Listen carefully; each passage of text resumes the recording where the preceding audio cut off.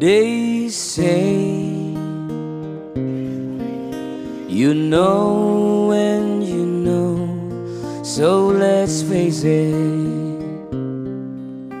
You had Kung inyong me at matatandaan sa mga nauna kong vlog, kasama ng mga kaibigan kong Muslim at ang taong nag-scam sa amin, na dito sa aming dating trabaho ay may hinahabol pa kaming sasahudin. Hindi na nga pala ito hinabol ng mga kasama kong Muslim, pero ako, hinabol ko to dahil sa walang-wala na nga ako. Halos mag-aabot ng 2 week din ako ditong pumasok, at dahil sa napakalayo nito, kaya agad ko naman itong tinigilan. Pero bago ko to tigilan ay nagpasa muna ako ng papel para makasahod ako sa darating na quota. Ngunit nang sumunod ang quota ay hindi ko na nga ito nakuha. Nakakapanghinayang nga lang dahil may requirement pa akong kulang na kailangan kong punan. Ngunit nang makumpleto ko ito ay agad ko nang pinasa at aking ipinaalam. Kaya bali, ilang beses din ako nagsabi at sinabihan ako na sa susunod na lang na quota ko makukuha ang aking buong sahod. Umasa ako ng umasa hanggang sa piling ko na nawawalan na nga ako ng pag-asa. Nagdaan pa ang mga week at ilang beses na rin ako nag-a-update. Kaso nga lang palaging wala at palaging ang nababaliwala.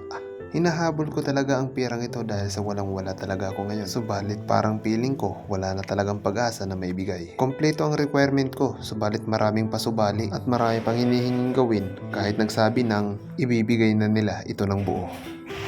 So magandang araw sa inyong lahat. Nandito na nga pala kami ngayon sa Cubao at yan, salamat nga at sinamahan ako dito ng kaibigan ko. Pupuntahan namin yung natitira naming sahod, natitira kong sahod. Ewan ko kung sana ibigay na buo dahil matagal-tagal na rin, ilang beses na akong nag-ulit sa chat. Sabi ng security guard ay kailangan mas maganda na puntahan ko na lang yung opisina nila.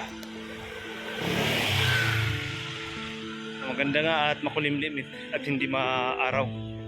Subalit nang dumating na kami sa opisina ay hindi pa rin ibinigay.